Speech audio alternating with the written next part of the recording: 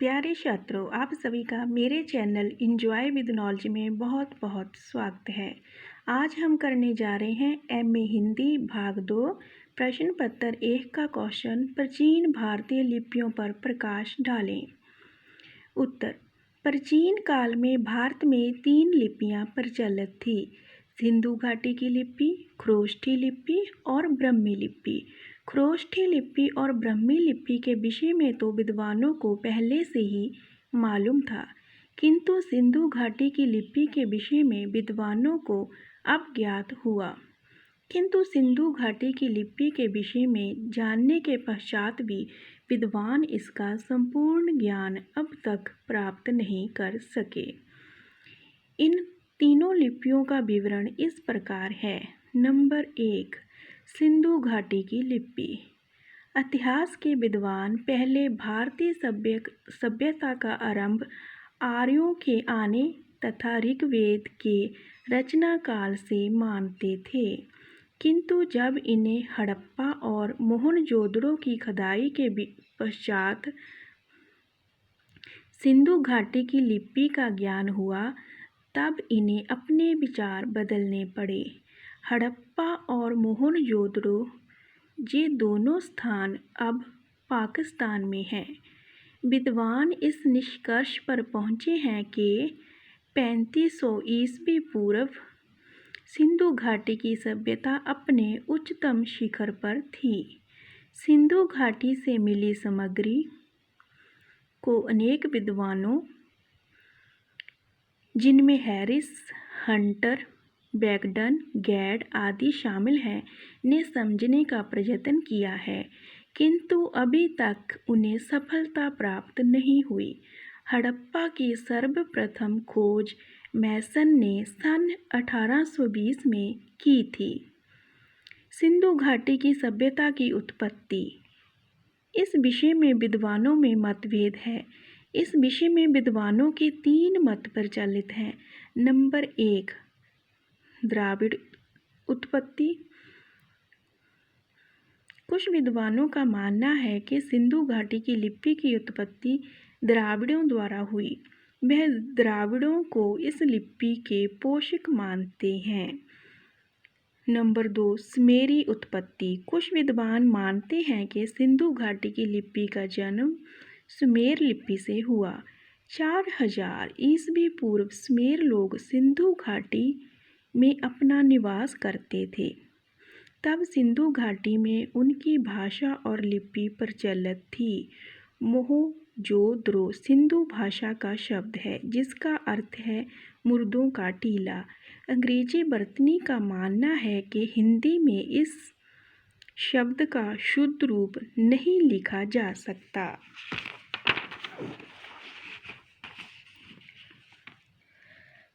Number 3, आर्य या असुर उत्पत्ति। कुछ विद्वानों का मत है कि आर्य तथा उनकी समान संस्कृति वाले लोग सिंधु घाटी में निवास करते थे। उन्हीं ने सिंधु घाटी की लिपि का निर्माण किया।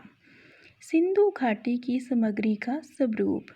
सिंधु घाटी की सामग्री में कुछ सांकेतिक चिन्ह मिलते हैं, जिन्हें अभी तक पढ़ा नहीं जा सका। ये चिन्ह चित्रात्मक और अक्षरात्मक हैं। ये ध्वनि मूलक लिपि और भाव लिपि का सुमेल है। इन चिन्हों की संख्या के विषय में विद्वानों में मतभेद है।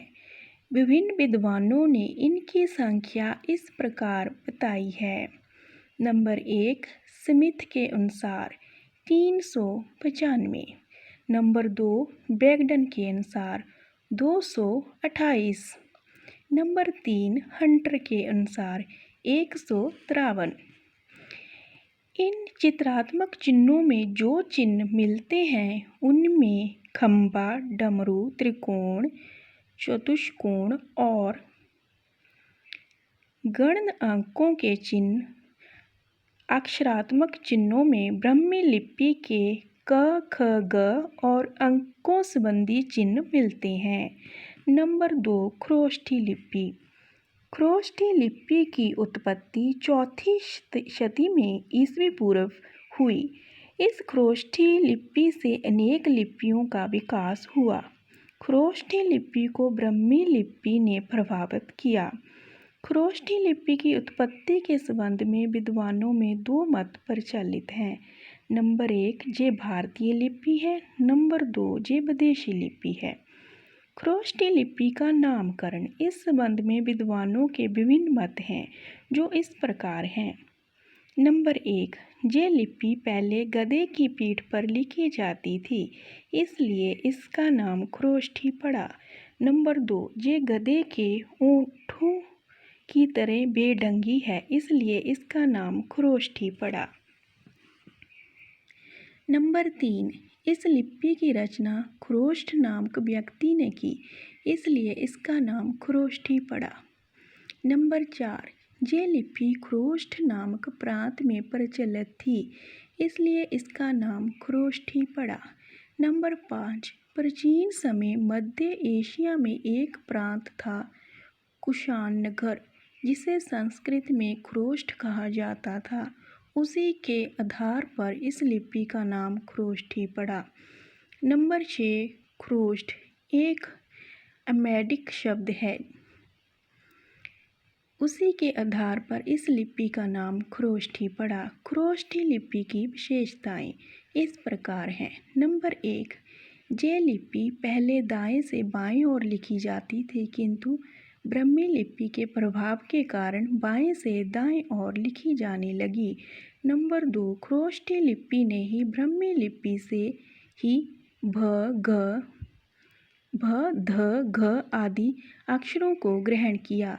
नंबर 3, ये लिपि पूर्ण नहीं है, ये एक काम चलाऊ लिपि है। नंबर 4, इस लिपि में ह्रस्व और दीर्घ स्वर में अंतर को नहीं बताया गया। नंबर 5, इस लिपि के 37 वर्ण हैं। ब्राह्मी लिपि चौथी शती ईस्वी पूर्व के शिलालेख ब्राह्मी लिपि में मिलते हैं।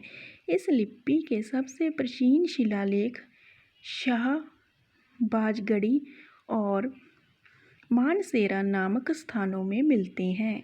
ये दोनों स्थान अब पाकिस्तान में हैं। ब्राह्मी लिपि से कई लिपियों का विकास हुआ। ब्राह्मी लिपि की उत्पत्ति, इस लिपि की उत्पत्ति के संबंध में विद्वानों में दो मत प्रचलित हैं। नंबर 1, ये भारतीय लिपि है। नंबर 2, ये विदेशी लिपि है। ब्राह्मी लिपि का नामकरण, इस लिपि के नामकरण के संबंध में विद्वानों के विभिन्न मत हैं, जो इस प्रकार हैं। नंबर 1, इस लिपि की रचना ब्रह्म ने की थी, इसलिए इस लिपि का नाम ब्राह्मी लिपि पड़ा। नंबर 2, इस लिपि की रचना ब्राह्मणों ने की, इसलिए इस लिपि का नाम ब्राह्मी लिपि पड़ा। नंबर 3, इस लिपि की रचना ब्रह्मक नामक व्यक्ति ने की, इसलिए इस लिपि का नाम ब्राह्मी लिपि पड़ा। नंबर 4, ब्रह्मा का अर्थ है वेद, इस लिपि में वेदों की रचना हुई, इसलिए इस लिपि का नाम ब्राह्मी लिपि पड़ा।